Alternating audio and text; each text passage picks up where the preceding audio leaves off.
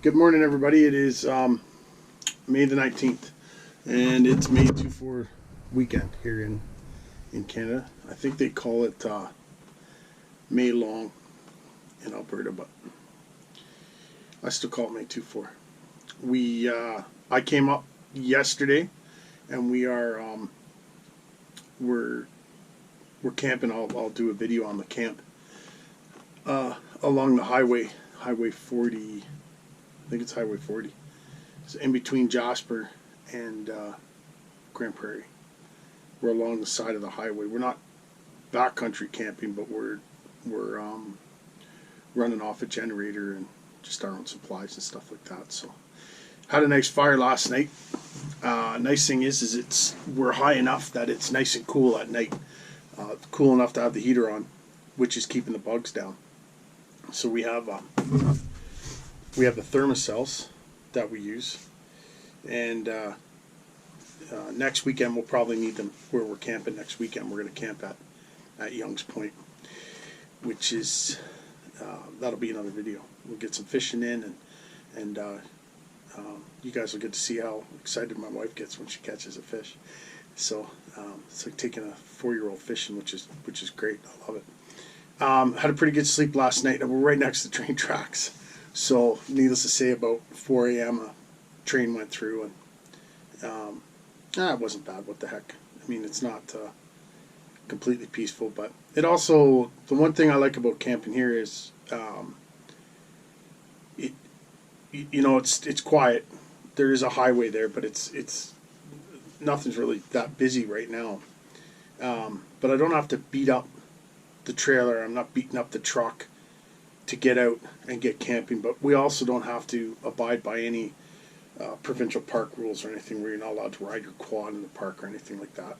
And one of the reasons we came down here is because we're very, very close to the mountains. So today I am going to take a exploratory trip up what they call Sheeps Creek Road. I'm going to go into a wildlife sanctuary, and I'm going to travel to kilometer 35. I think it's about kilometer 35. One of the fellas down the way here, he's an actual resident of Grande Cache. Nice fella. And he had mentioned probably around 35. Now, I need to cross a river. And the river crossing is an approved crossing for ATVs. In Alberta, you're not allowed to go through rivers unless it's an approved spot. And especially right now because the fish are spawning and stuff like that. So you got to be really careful. But we got a bunch of rain on Wednesday, which was great because it dampened everything up. Everything was getting pretty dry. And the guy was telling me a funny story about, it's funny now because nothing happened, but there was a fella down here a few weekends ago, and he went to light a fire, and he didn't have it in rocks or nothing, and he just poured the gas on. I guess he's not very good at making fires. And the gas can lit on fire, so he threw the gas can and burnt a great big swath through the grass, which, to be quite honest, isn't necessarily a bad thing because the grass is pretty overgrown. The guy I was talking to, I think he was a volunteer firefighter. I'm kind of surprised they haven't come down and burnt all this grass off and done a controlled burn, but I mean, whatever. That's not my decision to make. I went and got wood yesterday, and I went up the same road that I'm going to go up today on the ATV. It's pretty muddy, unfortunately. That's another thing I want to check too, because although my wife likes ATV and she doesn't like the great big adventure part of it, to be quite honest, going 30K on a road, give or take, that is just covered in mud is not my idea of a fun day either. So I'm going to go up there today. If it turns out that it's a wash, then when my wife gets here tomorrow, when Jeannie gets here tomorrow, what we're going to do is she's bringing the trailer. I will load my quad into the back of my truck.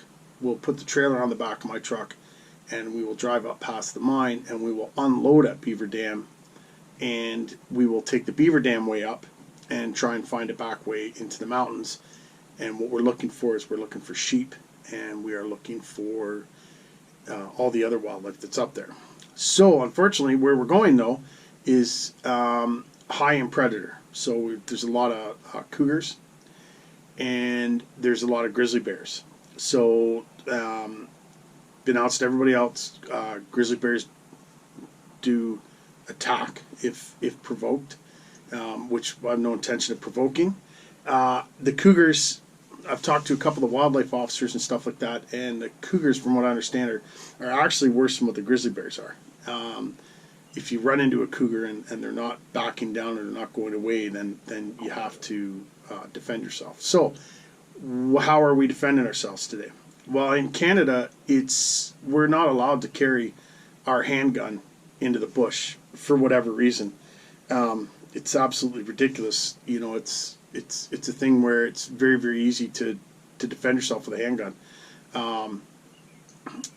But what I do have is, on each console on my bike, there's a storage. So I have bear spray, and then I have a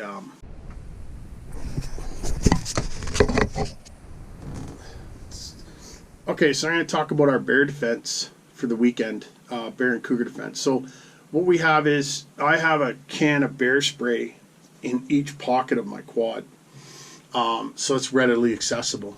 Basically, I think the issue right now would be running into a sow with cubs, because the cubs are still pretty small. The black bears, generally hear the quad coming and their history. And anytime I run into a black bear with cubs, they seem to be a lot less aggressive than what the grizzlies are. The grizzlies, however, but they're an apex predator, so what do you expect?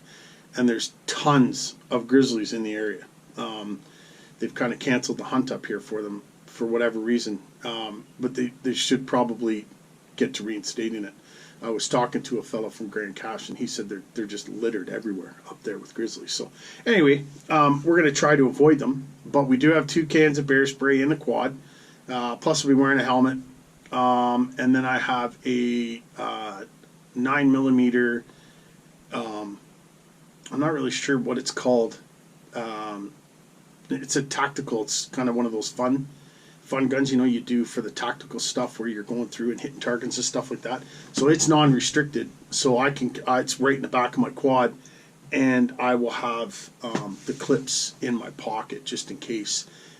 Obviously, it's not my intent to, injure anything.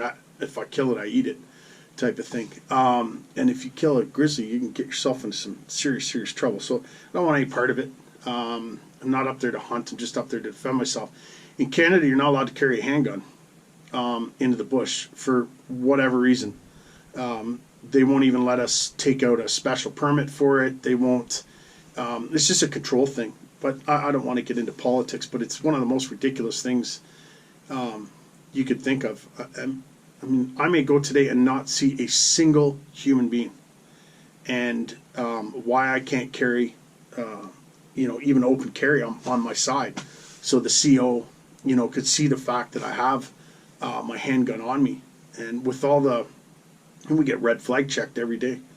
And with all the stipulations and all the stuff that we have to go through to even get approved to get a handgun, it amazes me that we can't carry one into the bush. I could see not carrying one into a bank, but to not be able to carry one in the bush is just ridiculous on so many different levels. So we'll, I'm going to try and get some video today on the trip. If I get some good video, or if there's a potential to get some good video, and if not, we'll be doing some more tomorrow. I will do a camp setup, and I'll do a pick on the quad, and so that's our this is the beginning of May 24, 2021, and it looks like there's lots of people out and about, and it should be it should be a good weekend. And weather says it's going to cooperate. Whether it does or not, up here in the mountains, you have to forgive my hair. I didn't shower or nothing this morning. Up in the mountains, who knows what it's going to do. Safety things. I have lots of food. I have matches. Again, I have a gun and ammo. If I do get stranded, I need to hunt somewhere. I need to eat.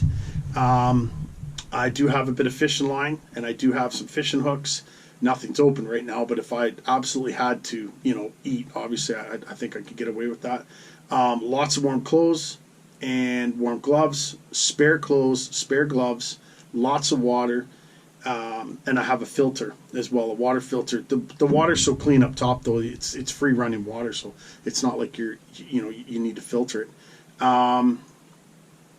And I'm not taking any of my meds with me. I'll leave them here, and other than that, I will send a text to let somebody know where I'm going, what I'm doing once I get into text range. My wife will be up tonight. Obviously, I'm not back. Then she'll know where to search for me. I'm not going to be doing anything crazy on any trails. So if I run into something where I'm like, this is a little bit iffy, I may need a second person, like there's a possibility of me getting hurt, I'll just turn around and come back. It's not worth it to me. And that's how we're going to try and have a safe day. If I break down, I break down. Okay, cool. I hope this is going to be my new avenue here, and I've got people lined up for the podcast. This COVID horse shit's almost over with, so we can start to get some people back on for the podcast. Got a bunch of cool people lined up, and yeah, and we'll go from there. All right.